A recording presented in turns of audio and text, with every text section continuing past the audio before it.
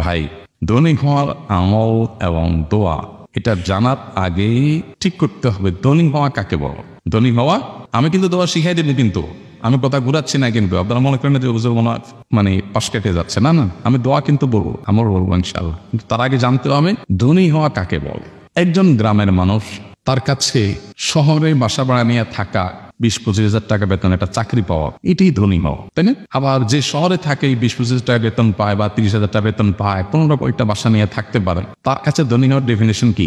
তার কাছে ধনী হওয়ার ডেফিনেশন একটা ফ্ল্যাটের মালিক হওয়া এবং মাসে 50-60 হাজার টাকা হাতে আসে, এটা তার কাছে। আর যে একটা ফ্ল্যাট মালিক এবং এরকম টাকা আসে, তার কাছে ধনী হওয়ার ডেফিনেশন কি? একটা বাড়ি মালিক হওয়া এবং মাস শেষ কয়েকটা ফ্ল্যাট থেকে লাখখানিক টাকা ভাড়া আসা। আর যে এইটার মালিক, তার কাছে ধনী হওয়ার ডেফিনেশন কি? তার কাছে ধনী হওয়ার ডেফিনেশন হলো বাড়িটা আছে মিরপুরে উত্তরাতে, ধানমন্ডি গুলশানে একটু বাড়ি কর, এটা হলো তার কাছে ধনী হওয়ার ডেফিনেশন। আর যে ধানমন্ডি গুলশান থাকে, তার কাছে ধনী হওয়ার ডেফিনেশন কি? তার কাছে ধনী হওয়ার ডেফিনেশন হলো, সংজ্ঞা হলো দুবাইয়ের পাঁচ জমারাতে একটা ফ্ল্যাট কিনা। আর যে দুবাই পাঁচ জমারাতে ফ্ল্যাটের মালিক এসে, তার কাছে ধনী হওয়ার ডেফিনেশন কি?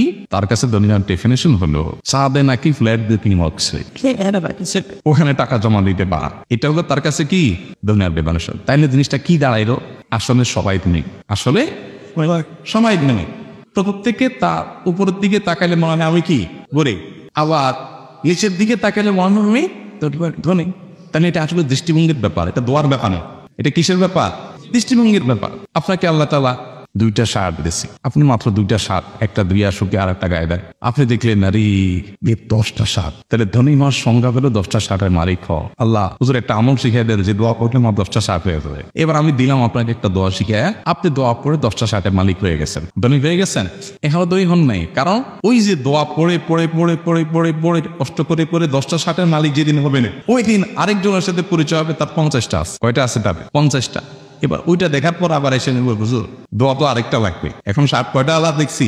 50টা। এবার 50-60 আল্লাহর মালিকের দোয়া আপনি নিলেন, নিয়ে আবার পড়লেন 50-এর শার্টের মালিক হয়ে গেছেন। ততক্ষণে দেখলেন আরেক বেটা সে শার্ট ফ্যাক্টরির মালিক। তার মানে এটার পর শেষ আছে? সৌদি আরবে আমার এক ভাই ছিল, মিজান ভাই নাম, উনি চিনে, টাঙ্গাইল বাড়ি। মিজান ভাই একজন সাধারণ মানুষ, আমাকে একবার একটা কথা বলছে, আমার কাছে শিক্ষণীয় মনে হয়েছে, যে একজন মানে সাধারণ মানুষ এত সুন্দর থিঙ্কিং। উনি বলেছে আমার বাবা, প্রবাসীদেরকে তো বাপারা সবসময় ধরে যে বাবা পাশের জমিটা বিক্রি হবে, আরেকজন নিয়ে যাবে চোখের সামনে, যেটা দেখা যায় না। বাবা হঠাৎ বরাত করে নিল, নিয়ে রাখো বাবা, কাজে লাগবে। বাবা ছেলে বাবার জন্যই হয়তো বাপ মা বলেন, কিন্তু ছেলের তো এই চক্কর থেকে আর বাইরে দিতে পারে না, তাই না? তো উনি বলেছে আমার বাবা আমাকে বলছিল যে বাবা আমাদের জমির পাশের জমিটা বিক্রি হবে, আরেকজন এসে সেখানে থাকবে, সহ্য করা যায় বাবা? পাশের জমি যেভাবে হোক বাবা নিতে হবে। তাই বললাম কি বলছেন আপনি চাচারে? বলছেন আমি আমার আব্বা বলছি আব্বা কোনো অসুবিধা নেই, আপনি যেহেতু নিয়ত করছেন পাশের জমি নিতে হবে, আমি যেভাবে হোক টাকা জোগাড় করে নিয়ে ফেলবো। সমস্যা তো সেখানে না, সমস্যা হলো কয়দিন পরে এর পাশেরটা বিক্রি হবে। এখন হয়তো উত্তর পাশেরটা বিক্রি হয়েছে, কয়দিন পরে দক্ষিণ পাশেরটা বিক্রি হবে,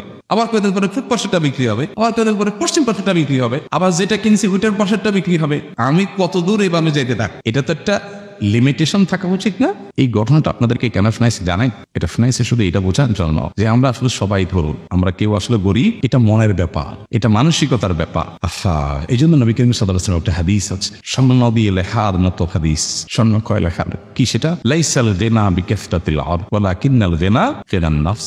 এই এতক্ষণ যা বললাম এটা খোলাসাই হাদিস। নবী সাল্লাল্লাহু আলাইহি ওয়াসাল্লাম বলেছেন অনেক সম্পদের মালিক হওয়া এটার নাম ধনী হওয়া নয়। তাহলে ধনী হওয়া কিসের নাম? ধনী হওয়া হলো মনের দিক থেকে কেউ যদি ধনী হয় সে হলো হবে। মনের দিক থেকে ধনী কিভাবে হবেন? বুঝে আপনি মনে করবেন আপনার তো অভাব নেই, বলবেন আমি সুখী মানুষ, আমাকে আল্লাহ হাত দিয়েছে পা দিয়েছে, অনেকের সেটা দেননি, আমি অনেক ভালো। আমার এসব কথা শুনে আপনারা বলবেন হয়তো যে হুজুর আপনার তো সব আছে, এই জন্য সব লম্বা কথা বলতেছে। আমি আল্লাহর অলফ করে বলতে পারি, শপথ করে বলতে পারি যে ঢাকায় যখন আমার বাসায় আমি এক খালি ডিম কিনতেও কষ্ট হইতো, এবং কিনলে সেটা ভাগ করে খেতে হইতো। একটা গোটা ডিম পরিবারের সবাই আলাদা আলাদা সবসময় খেতে পারতাম না। তখনও আমার কাছে মনে হয়, আমার ওয়াইফের সাথে মাঝে মধ্যে আলাপ হয়, সেও আমার সাথে একমত, তখনও আমাদের কাছে এক মুহূর্তের জন্য মনে হয় না আমাদের কোনো অভাব আছে, আমাদের খুব ধনী মনে হতে পারে, খুব সুখী আছে। বহু কোটিপতি বহু সম্পদশালী আমার জীবনে দেখেছি যাদেরকে আল্লাহ তাআলা শত শত কোটি টাকার অ্যাসেট দিয়েছে। এরকম বহু মানুষ আমি আমার চোখে দেখেছি যারা এত অ্যাসেটের মালিক হওয়ার পরেও তারা হাহুতাশ করে, হুজুর কীভাবে চলবো যাই। আমার কাছে কালকেও একজন আসছে, এরকম একজন ইন্ডাস্ট্রির মালিক বলতেছিলেন হুজুর সামনের দিনগুলোর কি হবে বুঝতেছি না। যদি স্যাংশন আইসা যায় দেশে, ব্যবসা বাণিজ্য এমনি আদে উঠছে, বাকিটা উঠবে, মাসের খরচের টাকাটাও জোগাড় হবে প্রত্যেকে, আমি জানি না। এটা যে বন্ধক বলতেছে তার যে পরিমাণ অ্যাসেট আছে সেটা এগুলো বিক্রি করে বসে বসে খাইলেও 2-1 প্রজন্ম চলে যাওয়ার কথা। বা সে টেনশন করতেছে যে সে কি খাবে। এগুলো কিসের ব্যাপার বলেন? মনের ব্যাপার। বিশ্বাস করেন, আমি শপথ করে বলতে পারি আমাদের বেশিরভাগ মানুষের অভাবটা হলো মনে।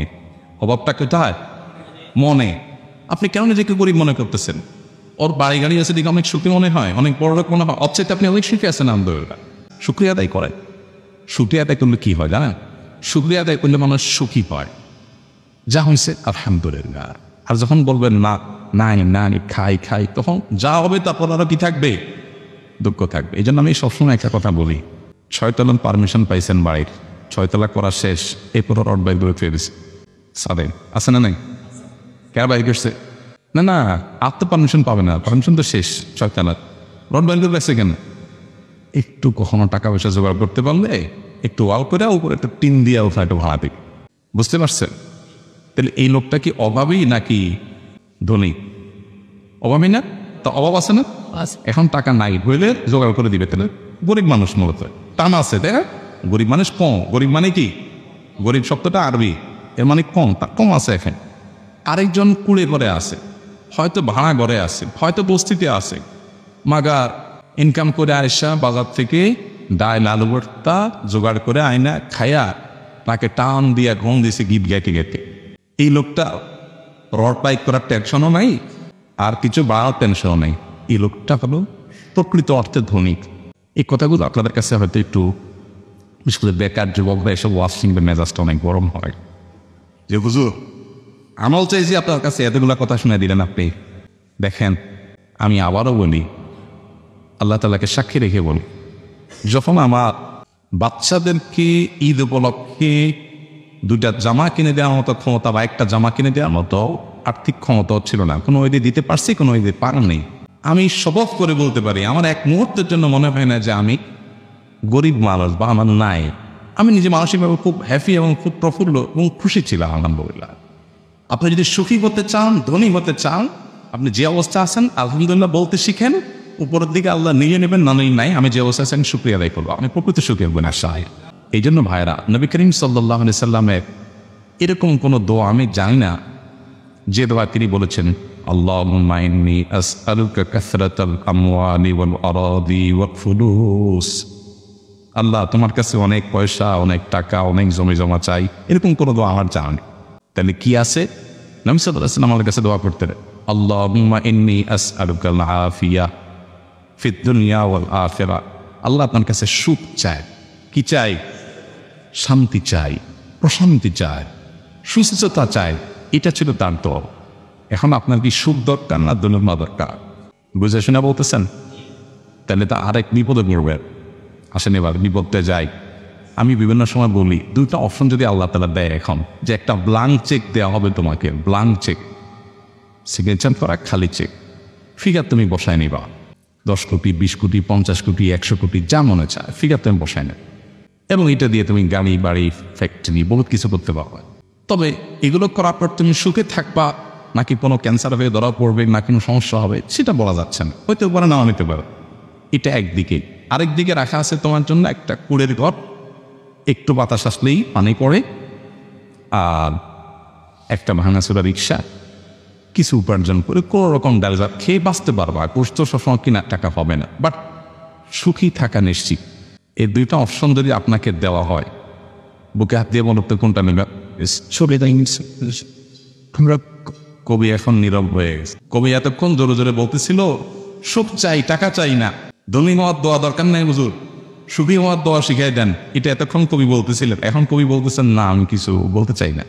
কারণ বাস্তবতা হলো 100 কোটি টাকা আর রিক্সা করে ঘর, এখানে শান্তি নিশ্চিত, ওখানে শান্তি হইতে পারে, নাও নিতে পারে। এরকম যদি অপশন দেওয়া হয়, এটা কথা তো আমরা অবশ্যই টাকা দিয়ে টানতে, তাই না?